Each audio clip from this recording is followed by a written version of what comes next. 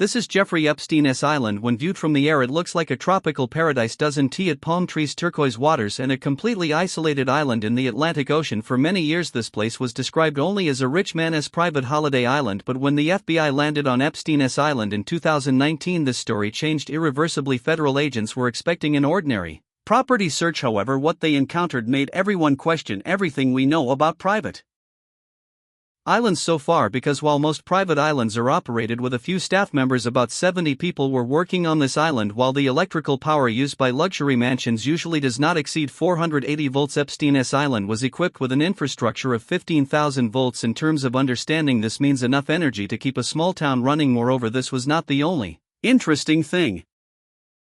The water systems on the island were set up in a way that at least 175 people could live uninterrupted. These figures pointed not to a holiday resort but to a constantly working and planned order. As the investigation deepened, the conclusion reached by the agents became clear. This place was built not for vacation but for control. So what was really happening on Epstein's Island? What do the structures on the island mean, and how was all this hidden for so long? In this video we will examine Jeffrey Epstein's private island step by step. By mapping the entire island, we will cover the villas, the piers, the main structure known as the temple, and the isolated regions away from eyes in detail. If this video receives enough support, a new episode will come in which I handle this file in detail. Do not forget to like the video and mention this in the comments section for the continuation of the file. And now, if you are ready, let us start. Little estate James, namely Epstein's Island, is located in the Virgin Islands in the Atlantic Ocean. When we look at it on the map, the first thing noticed is that the island is a single piece and looks completely disconnected from the outside world. There is no direct connection to the mainland and there are no public settlements around it. The safest and most realistic way to reach the island is by sea. Small boats and private yachts dock at the southern and southwestern coast of the island, and in this way entry to the island is made. There is no port, marina, or tourist facility around Epstein's Island. This shows that almost everyone coming to the island are people who have been specially invited or brought in person. The first structure that draws attention on the island is a villa located just below the main house. This structure was built years after Epstein bought the island, and right next to it there is another residence connected to the pool complex by a door on the lower floor. The striking feature of this house is that it has a large stone terrace and a huge pool overlooking the sea. Also, it has a large courtyard overlooking the ocean on its side. On the floor of this courtyard there are two mirrored seashell designs and the letter E is written in their middle. Are these just decorations, or do they carry a symbolic meaning? We do not know for sure, but it could be the letter E at the beginning of Epstein. On top of all these structures is the main house. The structure, which is the largest residence on the island, already existed when Epstein bought the island in 1998. However, Epstein rearranged the house and turned it into a much larger complex. While there is a terrace on the side of the house overlooking the sea, there is a pool area on the back side. This pool complex is quite large.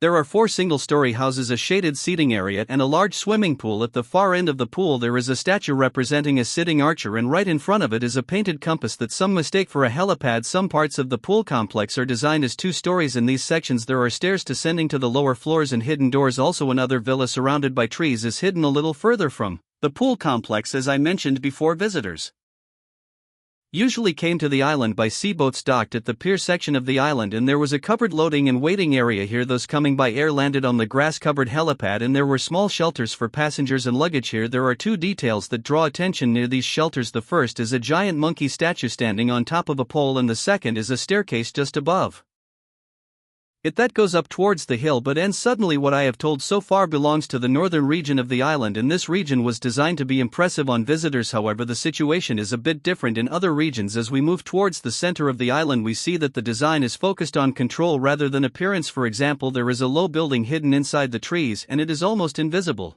Just beyond it is the main service area of the island. In this section there are machines that make everything work: a desalination plant for freshwater, electric generators, warehouses, and a wastewater treatment plant. Some buildings were built directly into the side of the hill. Their flat roofs are used as parking spaces, and vents opening to the ground show that there are larger rooms on the lower floor. Some drone footage even showed doors leading deep into the hill.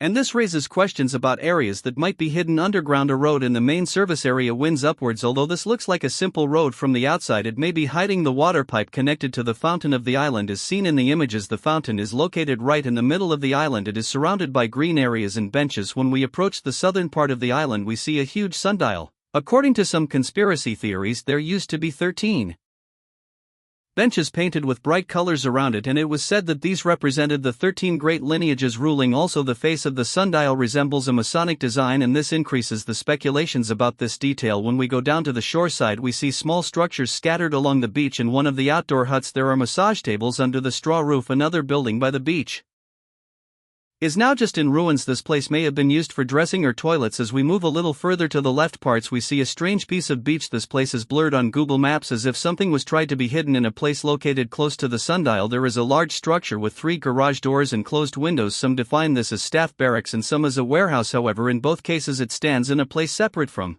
the main house, and this shows that it was built for those working on the island. The southern part of the island is the part where the strangest and most disturbing designs are located. At the southernmost tip is the most well-known structure, the so-called temple. This structure, painted with blue and white stripes, once had a golden dome and statues of Poseidon and birds on its corners. When viewed from the outside, it looks like it came from another world. Doesn't it? Those who first visited here described it as a music room with a library, a grand piano, and a portrait of Jeffrey Epstein on the wall. But according to drone footage from 2019, the interior has been almost completely emptied. There is only scaffolding and various scrap items. It is said that a small hut near this temple hides underground entrances, but this has not been proven so far. There is a small structure with 2 doors built into the side of a hill in the area. In another part there was a different building similar to this structure, but this building was destroyed during the 2017 Hurricane Irma, leaving only a flagpole and a concrete slab. This part of the island was also used as a garbage area, but the garbage has come to the surface over time, and visitors reported that many things from machines to broken furniture were left to rot under the sun. Right above the garbage area is a second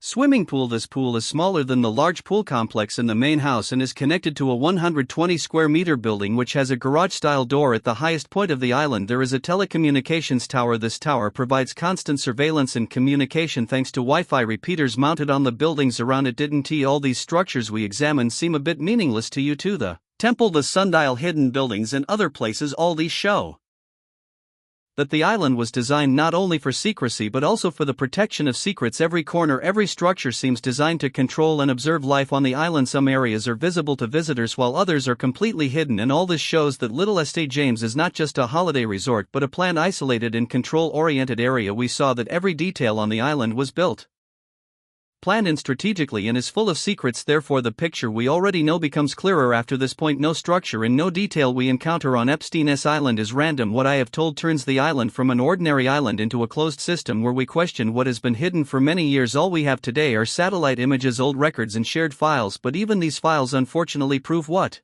happened on the island. And maybe the real question we should ask, is this what really happened in such an isolated, such a controlled and such a hidden place? Even more importantly, how much of what we have seen so far is the tip of the iceberg? If enough support comes to this video, I will tell Epstein's file in detail. Jeffrey Epstein was a billionaire New York businessman whose vast wealth bought an arrogance that knew no limits. Have you ever been convicted of a crime? Yes.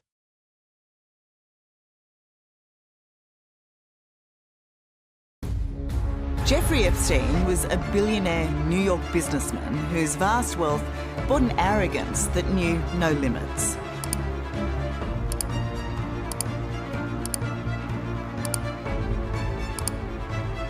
Have you ever been convicted of a crime? Yes.